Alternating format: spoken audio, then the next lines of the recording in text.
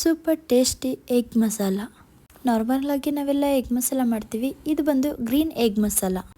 ಮೊದಲಿಗೆ ನಾನಿಲ್ಲಿ ಒಂದು ಮಿಕ್ಸಿ ಜಾರಿಗೆ 2 ಟೊಮೆಟೊ ಹಣ್ಣು, 4 ಹಸಿಮೆಣಸಿನಕಾಯಿ, 2 ಸ್ಪೂನ್ ತೆಂಗಿನಕಾಯಿ ತುರಿ, 1 ಮೀಡಿಯಮ್ ಸೈಜ್ ಈರುಳ್ಳಿ, ಸ್ವಲ್ಪ ಕೊತ್ತಂಬರಿ ಸೊಪ್ಪು, ಸ್ವಲ್ಪ ಪುದೀನ ಸೊಪ್ಪು, ಅದಕ್ಕೆ ತಕ್ಕಷ್ಟು ನೀರನ್ನು ಆ್ಯಡ್ ಮಾಡಿಕೊಂಡು ಪೇಸ್ಟ್ ರೆಡಿ ಮಾಡ್ಕೊಳ್ತಿದ್ದೀನಿ. ಮತ್ತೊಂದು ಪ್ಯಾನ್ನ ಇಟ್ಟು ಅದಕ್ಕೆ 2 ಟೇಬಲ್ ಸ್ಪೂನಷ್ಟು ಆಯಿಲ್ನ ಹಾಕ್ಕೊಂಡು ಅದಕ್ಕೆ ಒಂದು ಪಲಾವ್ ಎಲೆ, ಸ್ವಲ್ಪ ಕಸ್ತೂರಿ ಮೇಥಿ, ಒಗ್ಗರಣೆಗೆ ಸ್ವಲ್ಪ ಈರುಳ್ಳಿನ ಹಾಕ್ಕೊಂಡು ಫ್ರೈ ಮಾಡ್ಕೊಳ್ತಿದ್ದೀನಿ.